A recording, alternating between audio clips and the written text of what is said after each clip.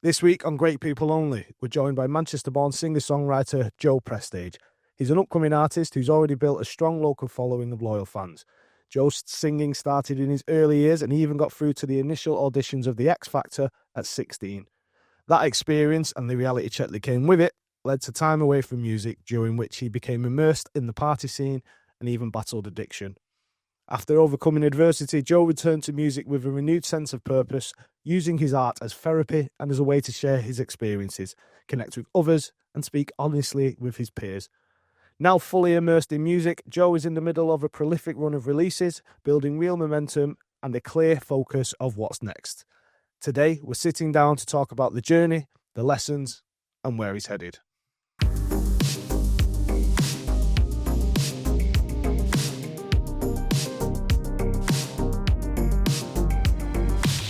So you never done anything like this? Nah, I've never done anything like this, no. No. It's fine. I find it funny, like that. I find it interesting as something you're happy to perform in front of people you've never met before. Yeah, something like this, feel like you put on the spot and it's hard for you. What's the It's difference? just difference in it. Like you're not performing, are you? No. Like I'm not performing my tunes, and like people are seeing who you are, not just what they come to see on the show. Do you know what I mean? Do you think there is a difference between yourself and when you on stage? Are you two different people? Yeah, 100%. Do you know what I mean? Who you are on stage is not who you are day-to-day life. Is it like you have to put on that? You're putting on a show, aren't you? So is it like you're putting? Do you know what I try to look at it? Like I actually try to see in day-to-day life, I'm probably not that confident. Do you know what I mean? Whereas I'm on stage, I've sort of got a force that I'm very confident, I'm good at what I do, even though I do genuinely believe in myself. But, you know, in day-to-day life, I can sometimes struggle to even hold a conversation. Do you know what I mean? Yeah, because I think the thing with that is that you want to be a singer, right? Yeah. You want to be an artist, and you want people to recognise you for your work. That means you've got to do it, and so you have. Yeah. It's like when if you want to be a DJ, you have to tell people that you're a DJ. And people, you know, it's up to them whether they laugh at you or when they take you seriously or not. But if that's what your job is, and that's what you want your job to be, then that's what you tell people, won't you? Yeah, so yeah. Well, we'll kind of get into everything. We'll kind of get into everything about how you got into music shortly. It's I think your story is one that can be very inspiring for a lot of young people. Mm. We've been like you see a lot of people your age who are kind of like former people of the party scene, and people kind of like glorifying that lifestyle. But there's not a lot of talk. Well, there's not a lot of like activist work, if you will, of like people trying to promote a healthier kind of lifestyle. Yeah. And I think because it's so accessible as well, it can kind of like they just come hand in hand with each other, really. So like, I guess what we'll do is we'll kind of start where we'll talk about your music first. These rambles that I do are just setting the thing, so don't worry. And I guess when did you learn or realise that you could sing? I feel like it was just there. One day it just happened. I remember, do you know, there was a one memory in my mind that was like, I was watching X Factor and then I was just singing along to the song. And I remember at the top of the stairs, like, was that you? And I was like, yeah, but obviously I was a kid. I didn't know what I was doing. And I used to just always watch like Britain's Got Talent and that and just like mimic stuff, do you know what I mean? And then, yeah, before you knew it, I was just singing. You were a flamboyant kid. Yeah. For sure. You were a very performative kid. Yeah. You had hips and really good rhythm. And I remember one time that, for context, Joe is my cousin, and we grew up very closely, and we like to think that we're part of a very talented family. and we're very, very performative. We've both kind of got a lot of interests in common. And in my career, obviously, I've ended up in media production, and Joe is a singer, a performer, and that's what brings him on here today with us. For context. But I remember one time at Stockport, and Metro station Shake It was on the radio, and you were at the top of the Debenhams car park, and all four of us were belting it out, and your mum was like, "I'm getting it." She was that shake, shake, shake, shake, she shake it. Yeah. It's a rhythm that still. Yeah, and we were singing it, and it was about 20 years ago, 15 years ago. Do you know what? I think I remember that. Yeah. And I think I've done that a few times though. Yeah. So, and we always knew that you had a good voice, and we always knew that you were a good. Do you know what? I remember the Guitar Hero sessions. You know. Yeah. I think it was Guitar Hero, wasn't it? Band Hero or something like that. And the guy used to come on with like the mic and that, and I'd sing it. My dad playing the drums. Yeah. It's madness, isn't it? I think like something. Anyone can kind of get better at singing. You can get vocal coaches. You know, you can get singing like this, of course, exercises, all that kind of stuff. But all of the best singers in the world, they were just good at it from the go, weren't they? Like the get go. You know, it's one of them. You have to discover you have the talent and then kind of pursue it. Yeah. And it did push you when you were younger quite a bit, didn't we, to be a singer, because we all thought you were that good. And then, so when you went on X Factor, what was that experience like for someone so young? So you were only 16. You know what? I had a lot of opportunities, as like you say, around that age. So what was the 16? And I always thought, I was in school, I always used to think, I'll never have to work. I'm going to pursue my dream. Do you know what I mean? The first opportunity that come was obviously X Factor. Yeah. So it would have been, I was year 11, so 15, 16. And then I went down Event City in the Traff Centre. And then, yeah, there was 2 days. I think it was a Friday and a Saturday. I was queuing there all day with my mum and Emma. And then jumped, got in, had the checked in, whatever. And yeah, ended up performing Drake, Hold On, We're Going Home. It was just a curtain like this. So I was there with one woman just behind the curtain, sang the song, said, right, sweet, you through to the next session. Come back the next day, and then a complete different setup. We was all in separate rooms, cameras, judges, and I was like, is this I felt like the real thing, you know what I mean? And I was 16, and I'd never felt that kind of pressure, and I sort of crumbled under that pressure, and yeah, and it at that time, at that age, and that, I feel like I just thought, whoa, I'm not ready for that, do you know what I mean? Sort of like broke your heart. Yeah, it broke my heart, do you know what I mean? I fell out of love with it. Yeah. Like, so people kind of underestimate, obviously, the way X Factor and Britain's Got Talent and, you know, pop idols and all that, all those like reality TV talent shows. They're not at a loss for good artists. It's the shit ones that takes them so long to find. You know what I mean? They're trying to fill it with good TV. Like, nobody's gonna. They're not going to have as higher ratings if everyone is an amazing singer. They love Leave that entertainment factor. Yeah, they love seeing it. Yeah. You know, the Barbie girl, hey man, Barbie, all that kind of stuff. Do you know what I mean? They love seeing that. So obviously you came along at 16. People probably don't understand how good you have to be to get through that first bit. Yeah. Just that first bit. Yeah. So, what was your immediate feeling after the second day? So like I say, after that second day, I was broken hearted, to be fair. Just before they told you not got through, what I knew. You knew? I knew, because obviously I'd crumbled under the pressure. Yeah. Do you know what I mean? The lights were down, and it was a brand new atmosphere. I weren't ready for what was in that room. Do you know what I mean? So yeah, it's a lot of pressure for someone at 16. Yeah. Especially, you know, it's not like you were a child star. And exactly. You were 8 and you were used to it. It was just thrown into this environment and a grown up world. Yeah, exactly. And you didn't know right from left. It's like I say, childhood, like, we was always quite protected, weren't we? Like, we weren't exposed to certain situations where we had to be very confident. Do you know what I mean? We had sheltered in a way. Do you know what I'm saying? Yeah. Yeah. Not in any way like a bad way, but sheltered. Yeah. thankfully, Yeah. we didn't have to be exposed to an advert. Yeah. Our mum and dad there worked, roof over our heads.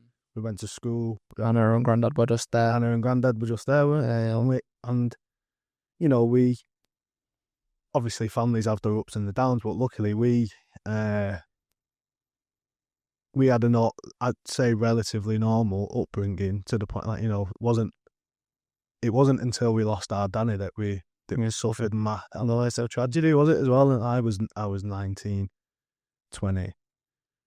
I wasn't going to have you on and not talk about our Danny. Yeah, of course. Yeah. Like I say, we had a few losses, haven't we? So it's good to talk about stuff, and people can see how close we actually. Yeah, and so it's a story that I like to kind of tell, like, about Danny, because obviously he was 28 and he was helping people, and it became his downfall at the end of the day. And that day was, oh God, I can just imagine it being like a film where we're all in different places at the same time. The moment we all found out, all simultaneously had our hearts broken. But you know, if he was here now, he'd just be taking the piss out of you. But being here, like, what you up to? Can't even say what I want to say. Oh God. Do you know what's mad though? I was like quite young. Yeah. So if I was to know Danny now, how I am, do you know what I mean? You're about 9 or 10, weren't you? Something like that, yeah. Yeah. Like, I think kind of like we're all at different ages, weren't we? Like, obviously our Dave was in his 20s, his 30s almost. All kind of like the same age, and we're all in really different stages of our lives, but it was equally as devastating to us all. It wasn't, man. You know what I mean? It's what you read about on papers, isn't it? It made it to the papers, didn't it? Like, you know, Scottish Sun. But it's one of them things that you just, you know, when you read about it and go, oh, that'd never, it's so cliche, but oh, that'd never happen to us, no chance. But it did. And I feel like in a way that was obviously just after I'd lost me on a bed, but about kind of like maybe like 3 years later. So I was just still devastated from that. It was just shit, wasn't it, man? Yeah, tough times. There's no other way to describe it, and I think that, like,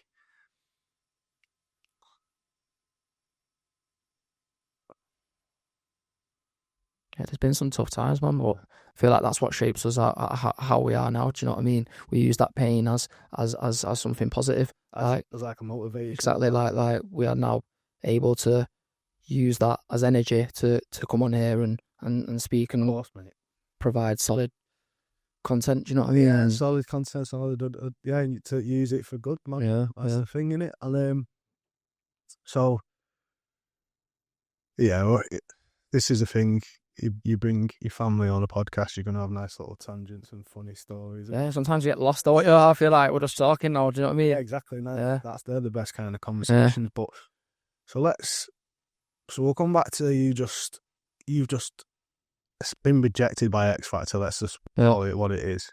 And you're devastated and it broke your heart. In the days after that, was that obviously 16, just about to do GCSEs, all that kind of stuff? Were you thinking, I'm just gonna pack that in, it's just a dream? And then, as obviously for anyone who knows you, you're very successful at, like, builder, aren't you? Like, you've got your own business now, so you're doing, and you did that right out of school, right? Yeah, I left school on a Friday, started work on a Monday, straight on site. But yeah, after X Factor, it was quite mentally challenging. I felt like, right, maybe this isn't for me because someone's told me no. Like, whereas how I am now, I know that it's all a part of the process. Do you know what I mean? You're gonna get told no a million times, but that's not gonna change the avenue that I'm going down. Do you know what I mean? Whereas back then I was young, I was green, I was fresh.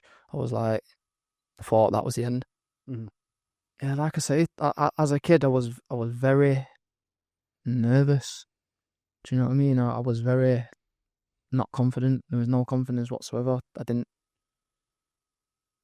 really believe in myself. So when you get knocked back and you said you're not good enough, part of me felt like I was weak and I couldn't continue with what I wanted to do because someone told me I couldn't, who was in a bit of a better position than I was. And, you know, like I say, I fell out of love with it. And I feel like the job was already in the pipeline anyway. Do you know, before I finished school, my dad was a real man. Do you know what I mean? He was like, listen, as soon as you finish school, you're straight into work. The apprenticeship was there, lined up, ready to go. Do you know what I mean? So I started, like I say, I finished school Friday. I started bricklaying Monday morning on a site. Your mum and dad supportive of it, or was it more your mum? Like I say, my mum, she's always had that creative gene. So like, it sounds a bit mad, but she's very good at like decorating and gardening. And as I'm older now and I understand what characteristics I take from my mum and from my dad, I see that she has the gene.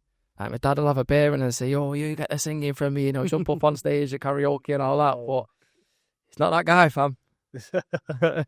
Nah, but like, yeah, my mum was very supportive. They both were, to be fair. Yeah.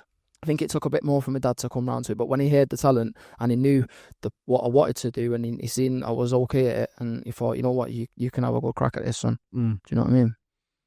Because like, I think sometimes getting a man to come around to your creative dreams is quite difficult. Like, obviously my mum and dad, they love me to death, you know, they're proud of all of us, but it's a bit like, oh, Lee does something with cameras. I'm sure that's what. Just does something with cameras. You know what I mean? And like, it's hard to kind of get people to understand what you do sometimes. Whereas with singing, it's kind of obvious, like, what it is.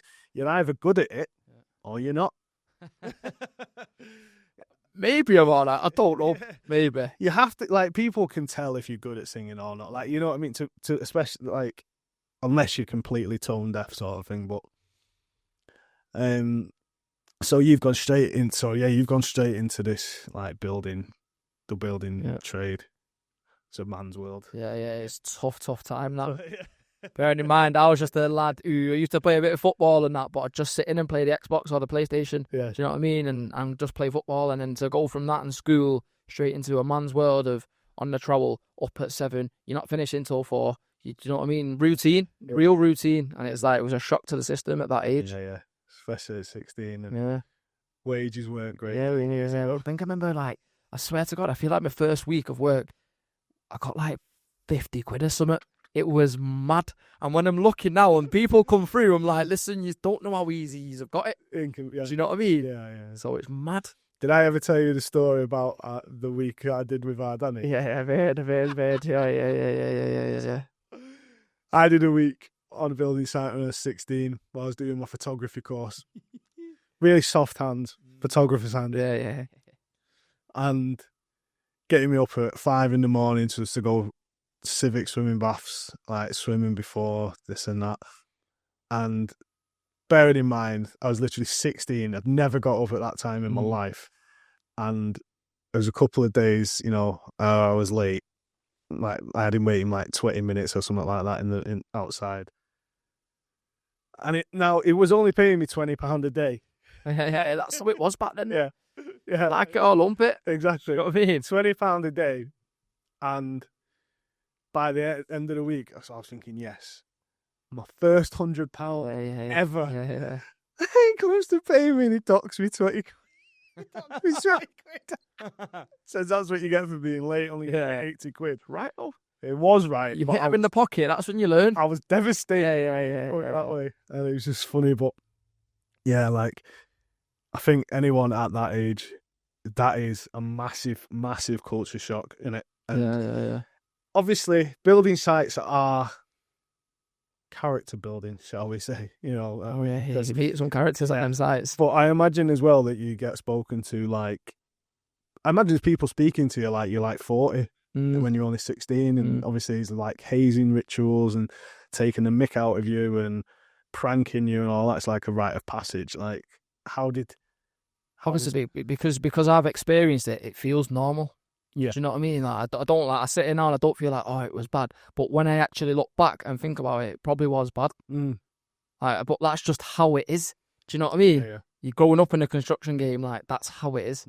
Like, you're at the bottom, you're a labourer and you work your way up. Do you know what I mean? Yeah. You get spoken to like shit. And obviously, as a young lad, and people knew about the talent, they'd mock me a bit. Do you know what I mean? Yeah, but of course. as I grew older, it was character building because I just ended up with this granite mindset of like, whatever someone says does nothing to me. Yeah. Do you know what I mean? Mm-hmm.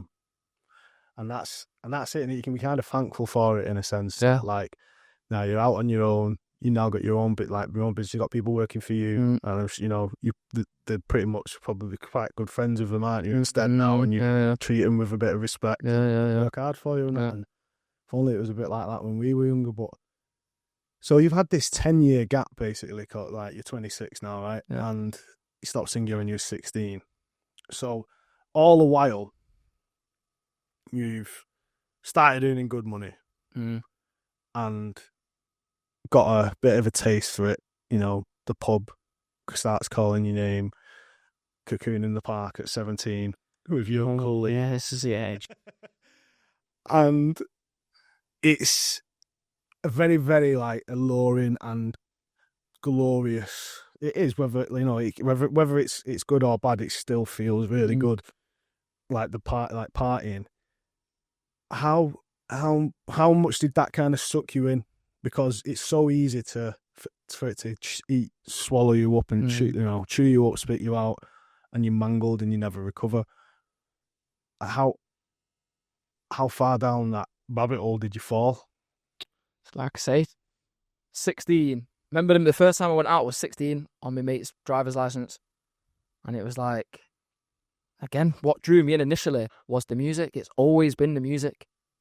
Like, I just love music. Yeah. Do you know what I mean? It just resonates with my soul. It is what I am. Yep. Right. So, like I say, I was going out, and then, like any 16, 17-year-old lad, you start getting introduced to drugs. You start getting introduced to drink. Yep. And I know I've obviously got a really addictive personality, and I took a taste to it. I took a liking to it. Do you know what I mean? I'd done it, and I kept doing it, and before you know it, it become a bit of an issue. Yeah. So but this is over the course of the years. Do you know what I mean? But the singing was always there, though. Do you know what I mean? In like therapy or whilst I was using or anything. Do you know what I mean? That's always been there. So I feel like that's been my saviour as well. Yeah, it's like been your anchor. Yeah, to come back to. So why now then? What was the catalyst in you? See, I'm not going to say getting clean like you're some, you know, addict, like the addicts that people might kind of picture and associate with the word, because addiction isn't just spending all your money on booze, having no house, or that kind of stuff. It's like patterns and places and things. Everyone can be addicted to all sorts of different things. So how did you change your lifestyle? Do you know what stood out to me then when you said patterns? Like behavioural patterns is a massive thing. And when I'll be honest, when I got clean, I actually done 6 months of deep therapy, like to understand these patterns and why I was doing these things and why I was interested on how my brain worked, and from that I was able to change my habits and my patterns, and now I'm able to come on here and speak openly about it and feel positive that I can look back and that was a certain time and that was how I was. It's something that you've experienced, but it's no longer someone who you are. Do you know what I mean? Not that person. Yeah, I'm not. I don't associate with that person anymore. So, and do you think the music could have been if you were that person still? Because it's rock. I feel like it's just fake energy though. For me, I get it. Rock and roll, I get it, and people can live that life. Yeah. But I can't. Of course, you know what I mean. The person who I was becoming was just someone unrecognisable. It's people that you don't like, or they don't even like you. It's all like falsehood. and it is dangerous. It is very dangerous as well, especially when people don't know how to stop, don't know when to stop and say no. So obviously you've had this whirlwind of 10 years, and you know, got your partying rock star, and your music's kind of always there. So what made you think? Because you kind of just went cold turkey, didn't you? Really? One day it was done. Just I just done. knew it was done. Yeah, and that's they say the most difficult way to do it. So like, what was the catalyst, Joe? Why did you stop? Stop because my life was just a mess. Do you know what I mean? I was sick of letting people down. But mainly I was sick of letting myself down. I was making these promises to everyone: I'll get clean, I'll do this, don't worry, I'll do it. And time was ticking on, and years were going by, and I was just like, it'll be fine, I can do it. And I realised I couldn't do it. And I remember going to Glastonbury one year, and I was just, I'd been through a breakup and whatnot, and I was just thought, I can't do this no more. I cannot do this no more. Like I've lost who was at the time. I've lost my friends. Do you know what I mean? There's potential. I'm going to lose family members. Do you know what I mean? Because they're not with what I'm doing. But yeah, it's just a dark time, man. But I just knew it was the end. It was weird. I was there, and I just realised. I knew. I went and seen the Samaritans. Oh yeah. I went and it was all too much. I spoke to my sister on the phone, but before that, I went and just seen the Samaritans, and I spoke to him about everything from growing up, what I'd seen, to now. And they gave me a little bit of advice, but just that initial conversation was what set off. It was like a chain of events. And if I look back, and if I didn't go and speak to them Samaritans, this wouldn't have carried on. Did that make you feel weak at all? Initially? Yeah, like I mean, it broke down in tears. Yeah. You don't realise you're just a man. You're just carrying the weight of the world on your shoulders, aren't you? Yeah. But when you actually speak, like, emotions come out. Because it's the reason I asked that is because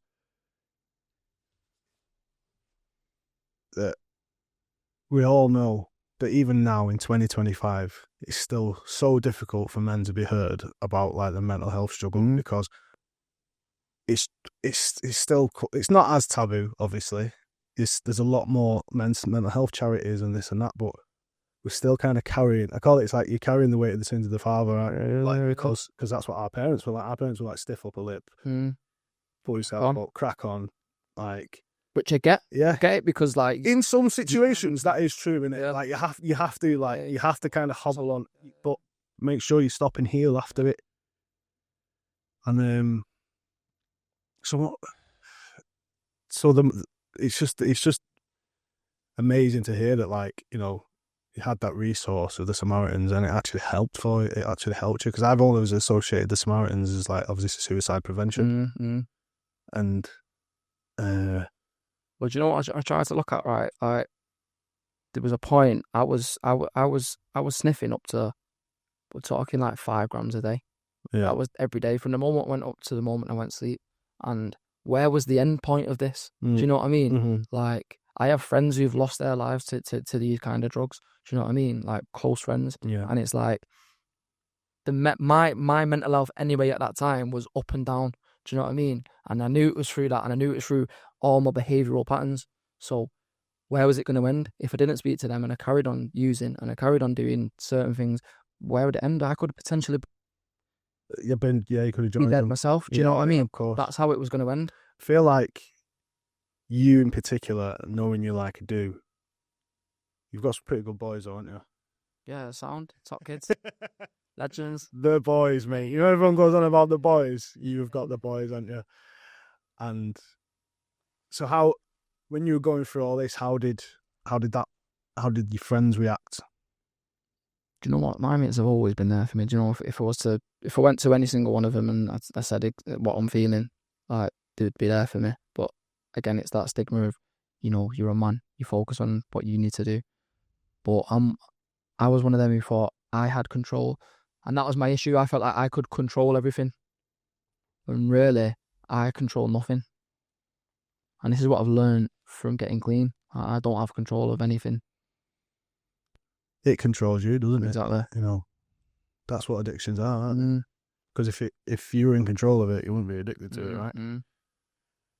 So, do you feel at any point that like was that just a case of experimenting while you were young, or do you think maybe like you had that experience with the music that kind of let you down? Because, like you say, it was so important to you.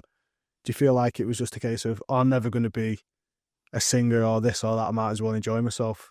Like, do you know what? There was never an element of I'm never. When I got back out into like the rave scene and stuff like that, and started listening to the house music and feeling my love for music again, I always knew there's always been something there. I know I will do this. Yeah. And whether or not I was using or not, I would still get to where I'm going to get. But obviously, as I've got older and started to understand the world a bit more and understand myself a bit more, I realised that I couldn't control my drug use. Do you know what I mean? I'm not in control of that. So, yeah, it's yeah. I never wanted to sort of take accountability. So I'd always just party more just to mask like the hard work. Do you know what I mean? Or if I was to get some progress done, I'd probably would have been on it. Do you know what I mean? Well, luckily, not even like, I think the thing with music in general is it's not like being an athlete. You could break through at 50. So I mean, Yeah. Look at Jelly Roll. Jelly Yeah, Roll was what's that? 36, man, when he got his Grammy. Yeah, I refer to him quite a lot because that's do you know what I mean? That's real music, and he obviously singing about whatever. Now he's wrestling in the WWE and everything. Which In the WWE. he did a few matches away with WWE, mate. Yeah, so yeah, with Randy Orton and RKO out of nowhere. Mad thing. it was actually a really good match at SummerSlam. And yeah, so obviously you've had this anchor point in your life, which is music. A lot of people have different anchors, and I'd say maybe like the last 2 years, haven't you? You've been kind of picking up my music again, and because obviously I've been there and witnessed your journey into sobriety. And, you know, it can be quite cliche if you're like going on 5 a.m. runs and going hiking and everything like that. But that's the things that you don't do, isn't it? And there's a whole world outside your window, isn't there, man? Yeah. Like it's mad. When I was coming here before, I was realising that, you know, there's 52 weeks in a year. So to me, that's 52 extra days a year. As long as I stay clean and don't drink, don't use. Yeah. That's 52 days. Every Sunday I get to myself to do something that's more going to help me go forward in life. Exactly. So if it's Saturday, Sunday, that's 104. Times that by 3. What's that? 312. So you're talking nearly an extra year I'm getting out of myself instead of being sat in my bedroom, curled up in a ball because I've been drinking all weekend. Do you know what I mean? So it's like, now I am sober. I don't look back. How are the experiences now? Because I know you still like to go to Yeah, of course, yeah. You've just come back from Buenos Aires. You were in Rio. How do those experiences compare sober compared to when you were partying? Because obviously, your memory can be a bit impaired and everything, but doing them sober must be like its own challenge, if you will. I feel like I'm just present. Do you know what I mean? I genuinely just like who I am now. Like I'm accountable for everything I do. But I used to just use to escape that and forget about life, which I get because you're a young lad and everyone does the same thing. But now it's just a different ballgame. I appreciate the little things in life now. Do you know, just waking up on a Saturday morning, and even if I'm going work, this is like I'm driving with a clear mind. On Monday morning, I'm waking up clear mind, and every day I do that. It's just I'm getting that 1% better, and I'm not letting myself down. Do you know what I mean? So you get to 26 or 24, like you say, we just discussed that you'd had enough of all that, and that it was sort of like this break almost. What were you thinking? What made you pick it up again? The singing. Mm-hmm. Like I say, it's just always been there. I've always sang. I know, but why did you decide to go full send on it? Because I feel like it'd be an injustice not to. Absolutely. I know I was put on this planet to do this. This room now with you, doing this podcast, projecting, a clearer mindset, becoming a better person. Like, that is what I'm on this earth to do. And I know that my energy will translate to people and they will understand it. So I don't know. It was just like, this is it now. Now I'm clean. I've got no other reason. I've got nothing like tying me down. So this is your opportunity now. I'm old enough in my head to know what's going on around me. Understand my triggers, understand what's going to set me back. So like, this is the time. And obviously, you're still very much finding your feet in the music industry. You're working with producers. Obviously, you've embraced AI in some of your like the videos and stuff, haven't you? Like pretty to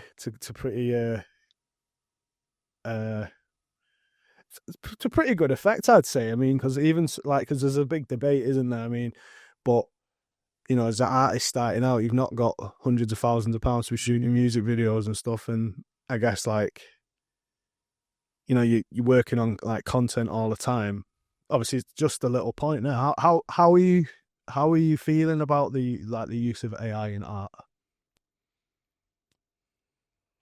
Depends. I understand that why it's bad, but if you can use it for good, why not?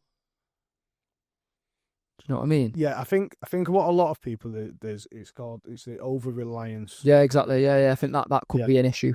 People using it for Facebook comments when they're just having an argument online, and they're using it for Facebook replies, or using it for to write film scripts and exam papers and stuff.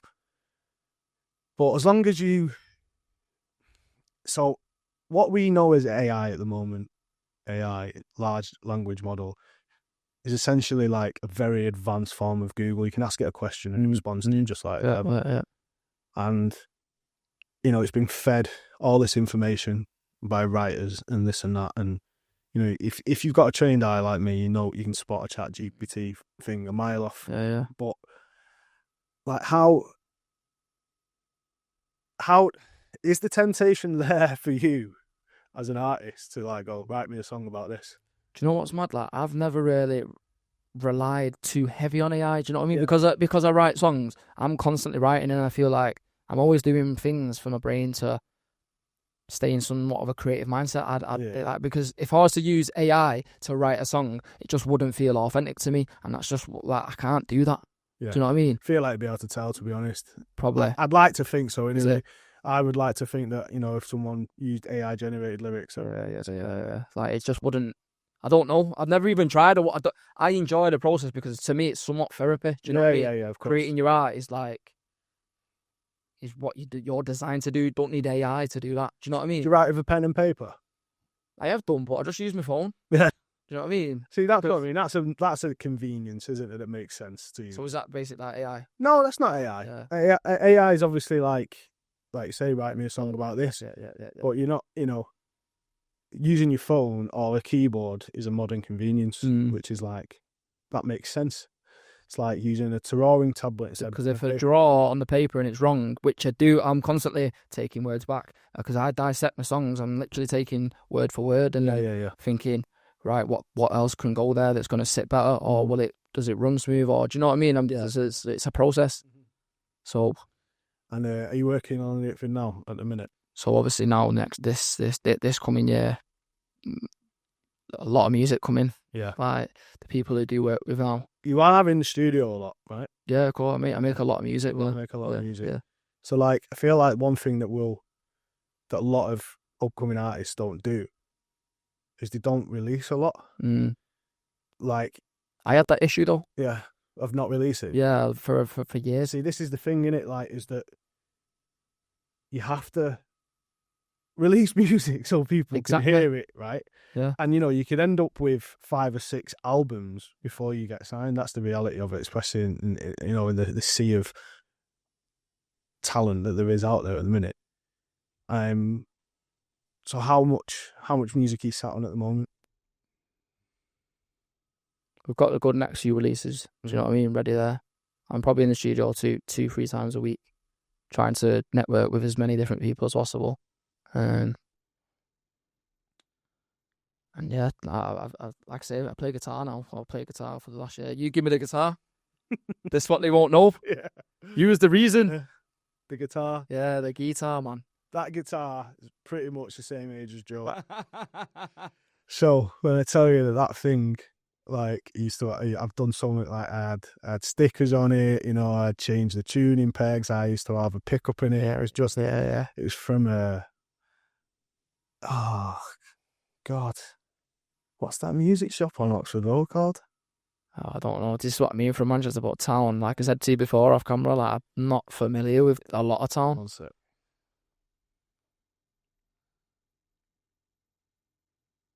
So it's from Johnny Roadhouse. Right, yeah. I think I got it on my 13th. Have I been there with you? Yeah, I think so. Maybe. Yeah. Probably. It's the guitar shop anyway, the one with like all the saxophones and everything. Yeah. Anyway, yeah, it was, I think I got it from, I was 13, I got it for Christmas. Really just wanted to be a rock star, man. And yeah, that thing's been around. Tell you what. Yeah, I remember I used to walk in your mum's and you was playing guitar. Could hear you playing guitar, yeah. And how's that? Obviously you're busy all the time. How has been trying to teach yourself guitar, and how important is that to your journey? Because, you know, you can sing, right? But why was guitar is important to me because, like I say, when I got clean, obviously I got clean through, like I say, going cold turkey, but I went to meetings, Narcotics Anonymous meetings, you know, and in them rooms there's power, do you know what I mean? And you learn about sobriety. Obviously, after a few months of going to these meetings, listen, I'm not perfect. I should still go as much as I can. But my way of thinking was, instead of maybe going to these meetings every day, pick something else up, pick football back up, or get on the guitar. Do you know, learn something that's gonna enhance something else within inside me. Do you know what I mean? So, yeah, like I say, I get lessons once or even twice a week. Definitely once every week, but sometimes I take a second lesson in. So those guitar lessons are kind of like, instead of you going to NA, you learn guitar lesson. Yeah. Oh, that's amazing, isn't it? So that's how I try to look at it. And progression's good, right? Obviously, repetition. Yeah, progressions are quite good. Getting that. You're confident enough to play on camera and sing. You can play. How hard is playing and singing at the same time, man? Do you know what? I done a gig a few months ago, and I just done it because I was like, I know if this is part of the process, I need to be doing this, performing live with a guitar and singing. And then obviously I couldn't, because of the crowd, because of the speakers and everything. I couldn't get my timing right. Do you know what I mean? On certain bits. One thing I will sing if my guitar strokes, instead of being able to like double time and sing within. So instead of being in a room where I'm just playing and singing and everything's cool, it was like this whole new atmosphere, and I was like, whoa, trying to get my bearings. But I've played since, and I've got used to it a bit better.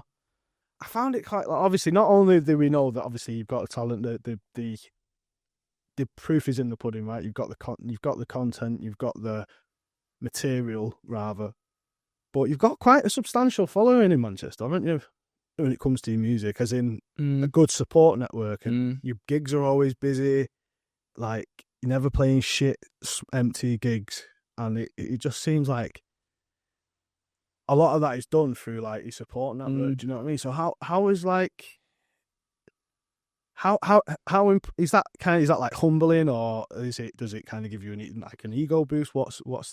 How does that make you feel, knowing that you've got people actually listening to your music? Like I say, I'm very fortunate to have a good core of people who will attend every gig that I do, no matter what, because regardless if it was good or not, they would come to support me because they love me.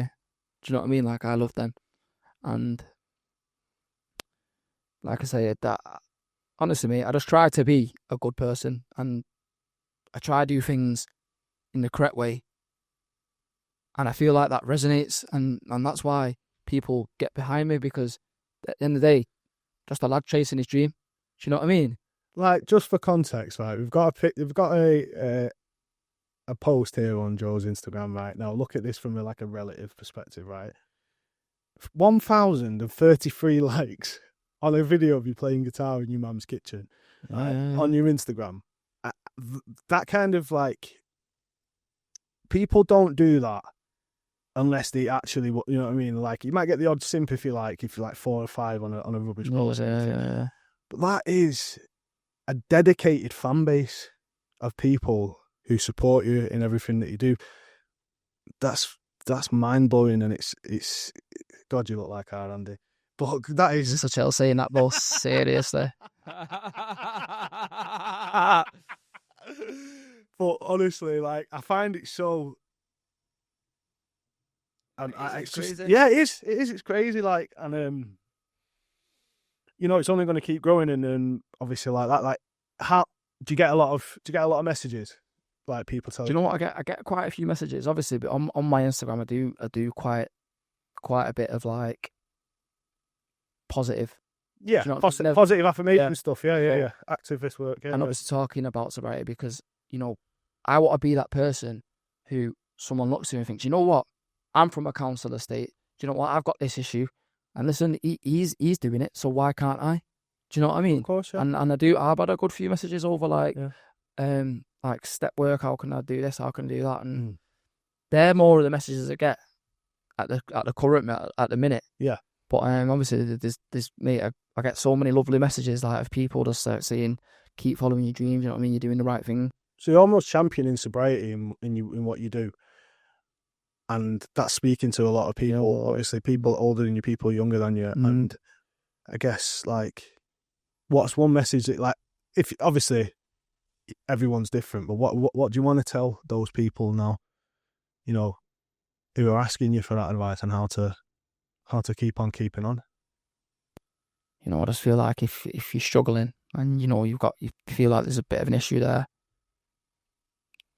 just don't be scared to ask for support. Do you know what I mean? Them meetings that I went to changed my life, and I'll be so grateful for that forever. And that's why I try to do giving back, because they gave to me. Do you know what I mean? It's a cycle of life. So I feel like if you're in a position where you feel like you're stuck, that'd be I say that to everyone. Step one is go to the meetings, just to understand that there's a collective of people that are in this struggle. Don't even have to speak, just go. No, you don't have to speak. No, there's been several sessions where I've gone and not spoke. Yeah. I've just listened and listened to everyone's story and just took what resonates with me and gone to my life. Yeah, do you know what I mean? It's funny, isn't it? It's almost like you're saying before how you know that you've got this addictive personality and patterns and stuff, and you were going to these NA meetings, and that became a pattern in your life that you transferred into your guitar lessons. I think that's quite do you know, I try to look at it you want to talk about addiction, you see an addiction right this second. I'm addicted to being sober. Yeah. Do you know what I mean? Okay, that's how I was trying to look at it in a different way now. Trying to utilise the feeling and use that. I'm obsessed with this feeling now of staying on healthy at a maximum. Yeah. Do you know what I mean? Hydrated. Yeah, exactly. Well rested. Might be working, might not be. But they're all such beautiful things. Yeah. Come to it's much better than the position I was in. Yeah. Do you know what I mean? Water is so underrated. Stay hydrated, man. Seriously. And so obviously, they say you're speaking to everyone. And obviously a lot of people are hearing what you're saying, which is amazing. So are you thinking maybe that this sobriety journey now is going to be part of you for the rest of your life? Is that something that's going to be, does that come through in your music, what you sing about and what you write about? Do you know what, I've never really gone too deep into sobriety within the music. I just a lot of my music is just based off how I'm feeling at the current second. Do you know what I mean? If we're walking to a session and I'm feeling a bit down, I'll write with that kind of major or minor. Do you know what I mean? So you're kind of writing about how you're feeling at present. That's what I try to do. Yeah. But of course, there's obviously some sessions where you've gone in and it's right, let's try write about this today, and you have to try forget how you're feeling and stick with the concept. So it's just as you know yourself, just music, innit? Like, Yeah, exactly. Yeah, and sometimes the beautiful thing about it. Sometimes you'll make something and Yeah. you're feeling it, and you'll be thinking this is the best thing anyone has ever made in the entirety of existence. And then the next day you listen to it, it sounds like someone farting. Yeah. Shit. Yeah. And it's the most disheartening part of the process. Yeah. But how would you describe your own music? Like genre wise? It's just mad, innit? It's like this pop indie. Because obviously you take it. I know through knowing you take inspiration from like 1975. Yeah. Bastille. We used to belt that out, didn't we, together? Well, we used to do this with them, didn't we? You know, but there's a bit of Ed Sheeran cadence, kind of like rapping, Walling, guitar sort of thing. So, like, who else do you kind of look up? It's mad. So, like, growing up, I used to listen to a lot of like you say, Ed Sheeran, a lot of indie bands like 1975. But I used to listen to like the Drakes. Do you know what I mean? Yeah. And some bits like Chris Brown and stuff like that. So I feel like I've got a good mixture. Do you know what's mad? I always talk about this. Like when I was growing up and used to be around my mum, she used to love Craig David. Yeah. She'd have the CD on in the room, and I just always remember like there's a little bit of like garage and that. And yeah, there's a bit of everything. It's mad. I couldn't tell you what my genre is. Yeah. Do you know what I mean? Because I just love music. If something sounds good and it's a rock song, I can run with it. If something sounds sick and it's a garage song, I can run with it. It's just music is in my bones, and that's just how it is. You know what I mean? What's that, mate? You've played quite a few gigs now, gigging quite a lot. And how do they come about? Do you approach promoters? Do people promote you? Approach you? How does that work? It's a bit of a mixture. Like I've reached out to some people, and some people have reached out to me. Like there's been talks of obviously maybe going up to like Scotland and doing a few gigs in the future. But again, that's people reaching out to me. Obviously, I've reached out to people, and you know what's mad? I was thinking about this before, like thinking about gigs and stuff like that. I've performed on gigs, asking to get on, and they're saying, obviously, if you was to perform, we need a certain X amount of tickets being sold, and I've just paid for the tickets. Yeah. And even though some people haven't come, I've just paid the tickets. Do you know what I mean? Because I've wanted to perform. Yeah. So instead of me actually earning anything, I'm paying to play. Do you know what I mean? The pay to play model Yeah. is still quite prevalent, especially in like you know, indie music and band music. Because when I was in my band, it was a case of you get paid if you sell tickets. Sort of thing. I understand it though, because like it's not like a house event, a dance music event, where people will go because you're playing other people's music as a DJ. Do you know what I mean? So people want to go and just listen to it anyway. Whereas to get people to come and actually listen to your music is quite difficult, especially in the beginning days. But what's been your favourite gig so far? Like have you had one of them gigs where you've just gone, that was a magical rock star moment? That. Do you know what? It's probably that the gig I done last Arch 69. It was a top little venue, top like a lot of the gigs that I'd done in the last few years had been more rap based, and like maybe it didn't suit what I was doing. Yeah, because let's get right, the crowds are completely our extended family, let's call them. That's what they're into, innit? Yeah, you know what I mean? Yeah. So, like I say, very grateful for the situations and that, and grateful to perform. But that last gig, it was just a different vibe to it, and obviously I had the acoustic out, and it was just like I feel like an artist here. Yeah, okay. Do you know what I mean? I feel like I'm present in the moment. Do you know what I mean? I was sober and I had the guitar, and it was the indie crowd. Everyone was loving it and very supportive. Everyone's always been supportive. Do you know what I mean? But yeah, that was definitely up there, that one. And what gigs have you got coming up? So we've got a gig at the same place in for next week, and it's a bit of like a Christmas special sort of thing. Yeah, nice. So I'm gonna sing Let It Snow. Yeah. They've asked us to come down, so wicked. Yeah. Because you got a little team behind you now, haven't you? Really, you've got there's a good producer. Yeah, there's a good few people now. So your videographer. Yeah. And obviously people that you're just working with on the gigs and everything. Yeah.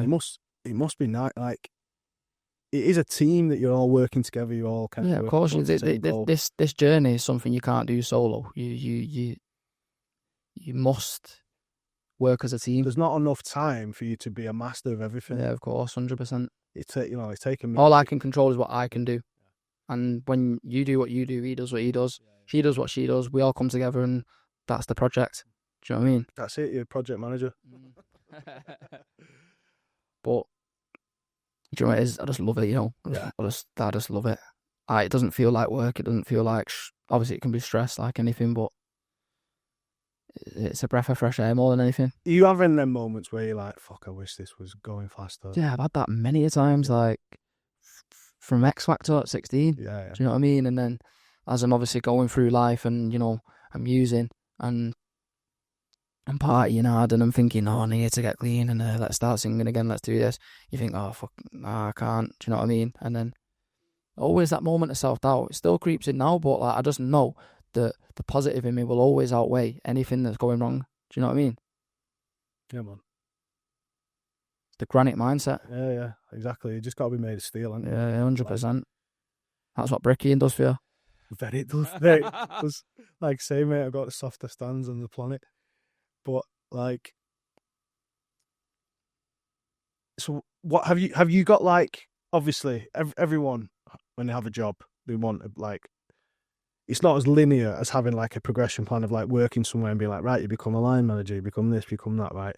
Have you got like a roadmap in your head of where we want us to go? Where you want it to go, yeah. Obviously, you've got the cliche goals of, I want to perform here, I want to do that, which is obviously what I want. I want Glastonbury main stage, and that's where I'm going to get by the end of this journey. But obviously, we've got to be realistic within the next year.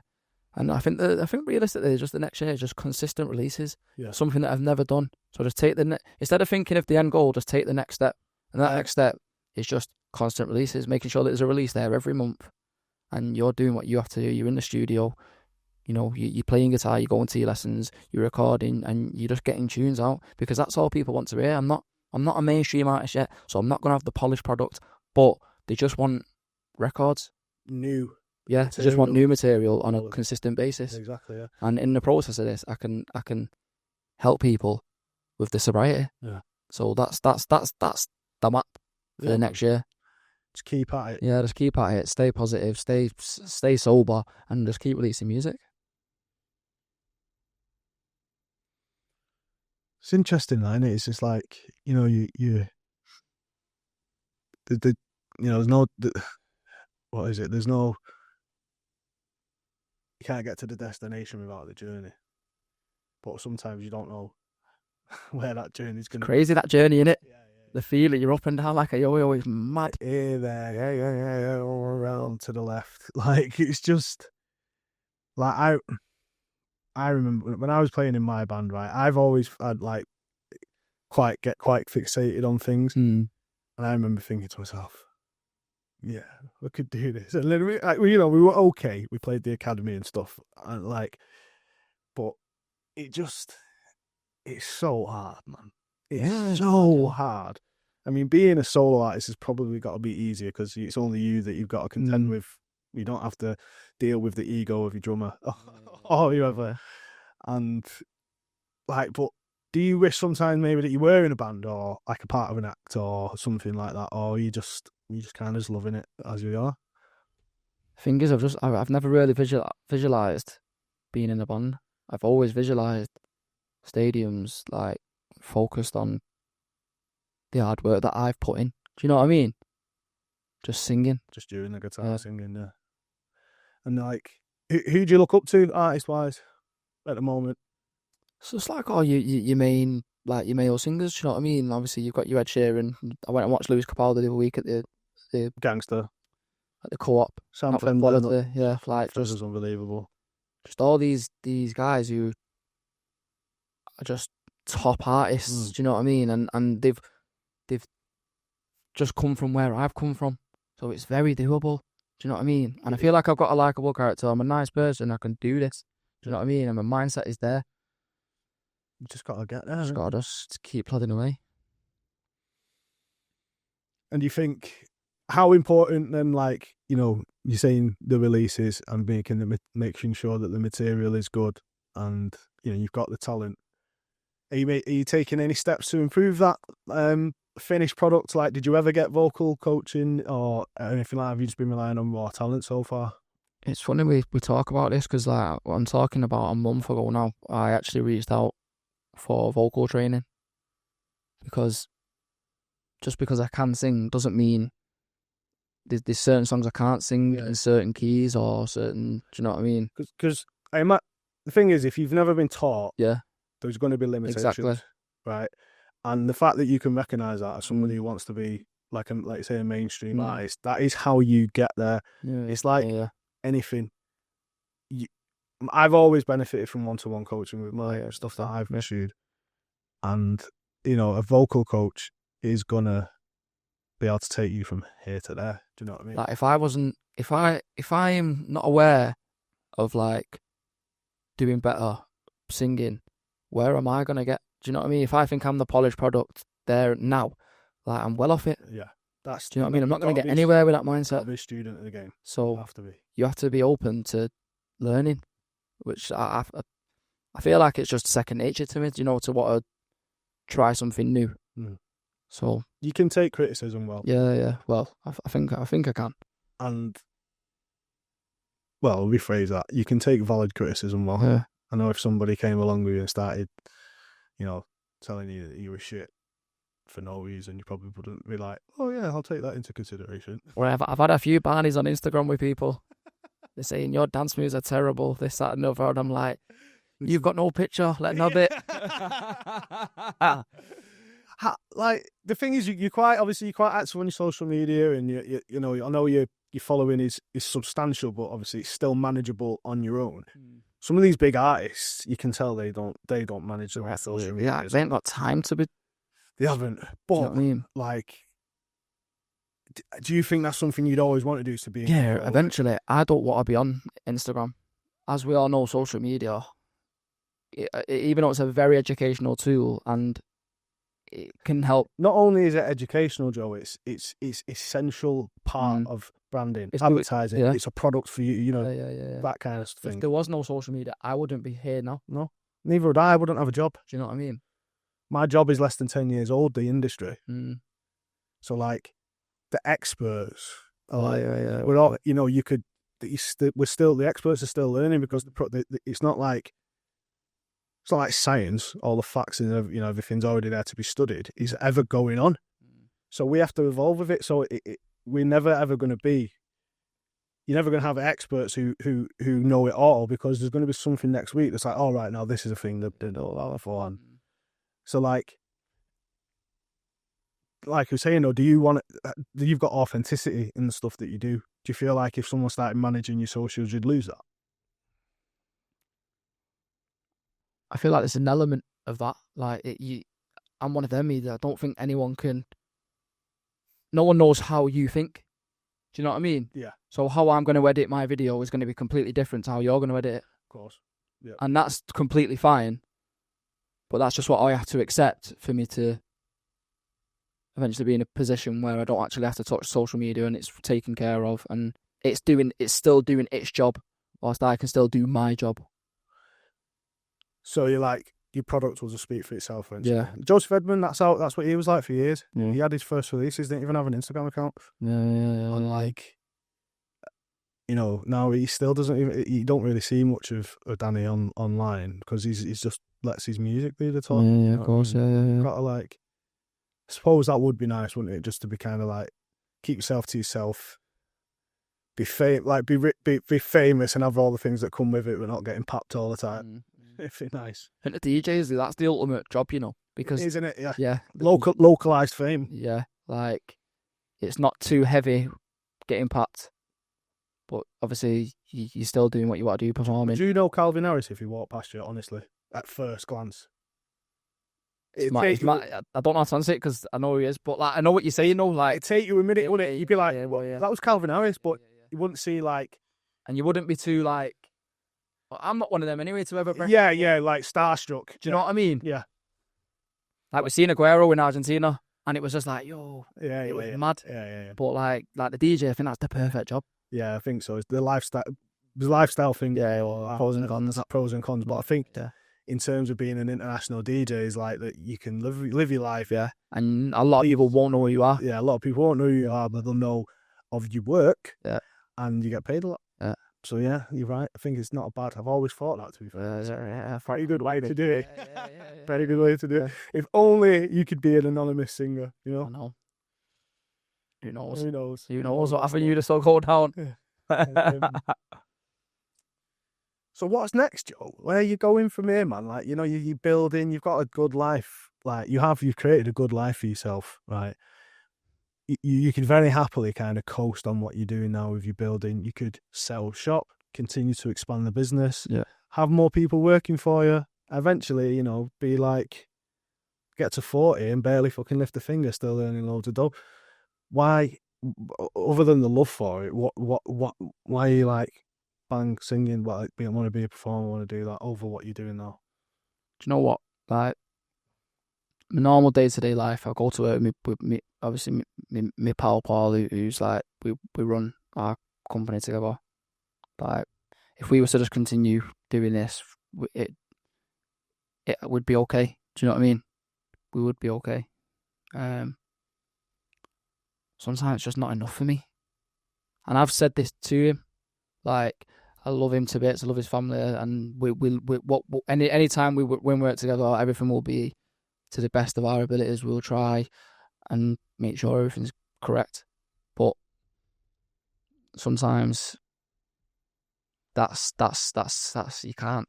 Do you know what I mean? The heart wants what the heart. Yeah, exactly. So you can't override that. And with the music, that's who I am. That's my DNA.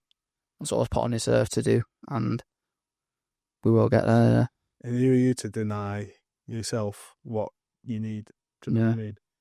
But it is great that you've got a very, like, what you do is sustainable and facilitates you being facilitates your singing career, doesn't it? To a lot of people, you're not like you're a starving artist, which starving artists, the motivation, is through the roof, innit? They're like, they have to get signed, they have to do this because they've got nothing else. Yeah. But you're in fact doing it in spite of the fact that you've got a comfortable lifestyle. It's a kind of different approach of it, isn't it? Really, because it's not like you're struggling, because you're not. I feel like it could work in my favour, because like this can go at my pace, and I can work on my sound and become the best version of myself, while still being able to make sure my mum's okay, while still being able to pay the bills, and I feel like it's just going to happen at the right time. Because it could take you now, like, into your 30s to break, to refine what Joe Prestage is as an act, as a performer, the finished product, so to speak. And that's still like, that's really exciting though, is to think that it's like we were saying about music though, like there's no age on this. Like, people think I need to blow up by... I've got to blow up by 26. Yeah. Like, I thought that when I was 20, I thought I've got to blow up by 24. When I got to 24, I got a bit more mature. I thought, I don't need to blow up yet. Obviously, it's regardless when it's going to happen. But, like, just enjoy the journey. Do you know what I mean? Exactly. Because if you could do all this now within like the next 5 years and play all these gigs and be slightly under the radar, and like, mate, do you know how amazing the first feeling you'll ever get of like supporting somebody that you've looked Yeah. When I played on the same, this was when I was DJing, right? I like, the first time I played Gorilla, first time I played Sankey's, the first time, like, I remember I supported Leonardo Ganelli, right? He at the time, he's underground producer, but that was I buzzed off him so much, and that feeling of like, I've supported him, I've done this, and all then first times are yet to come for you, which is amazing. It's exciting, man. You want that to last as long as it can. We'll get there, 100%, mate. I've got every faith in you. Like, and I smile because I know just stay grounded, stay humble, and it's going to happen. Do you know what I mean? Because it's just this. You can't defeat that. I know, and do you know what I mean? Yeah. I don't really say it too much. I just think, and I know in my mind and my heart what's going on, but we'll get there 100%. You can't rush art. Yeah, 100%. Yeah, you can't, mate. Honestly, like I say, some people didn't get appreciated until later in life. I look at like actors like Samuel L. Jackson. Yeah. You're in your 40s, mate. Is that when you become a top But actor? yeah. You know, people don't get appreciated for a long time. Or Like, J.K. Rowling? Yep. Sure, it was. She was old when she she was quite, you know, she wasn't a young book when she wrote Harry Potter. This is what I mean. This is why art is so forgiving of age. Mm. They say Father Time's been defeated, right? But in terms of art, art will live on forever, won't it? So Mm. just keep going. We'll be right. Nah, we'll be right. That's what I say. Just keep plodding away day by day, brick by brick, and we'll get there. You know what I mean? And Joe, it's been lovely speaking to you in such a intimate setting, because me and you, we have our little catch-ups every now and again. But you've said to me a lot of things that I sort of already knew, but you've given like more intimate details in them, and you know, and it's like it takes a lot of that. I know it's been great having you here, basically. Have you got any like final words for anyone listening that you'd like to sign off with? I say it in a lot of my videos, like, if you have a dream, just run with it, man. Like, don't let any outside noise tell you can't do something you need to do or you want to do. Like, if it's there, just give it your all, man. Because you got one life. 100 years from now, we're all in this. Every single person will be here. Every single person watching this, every single person we know, every opinion you've ever listened to, in 100 years, every opinion of yours will be gone. Yeah. Like, just get cracking, innit? Yeah. That's how I try to look at it. Jay-Z, man, never just don't give up. That's quite literally what he said. He just said, keep turning up, do it, and look, you know. But where can we find you online, Joe? So the main place you'll get me at is Instagram, Joe P Tunes. Joe P Tunes. Is this gonna come in the bottom here? Boom. Yeah, I'll stick it there. Defo. Boom. Do mine there, then yours will.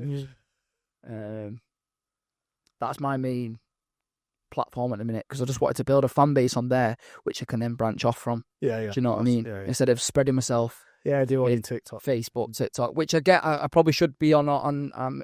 I just like to focus on the Instagram because I know how to work the platform, and I know what I can make it happen on there and branch off from there. Easier said than done. Yeah. Right. Wicked. But yeah, it's been beltingly. Nice one. Legend, cuz. Big cuz.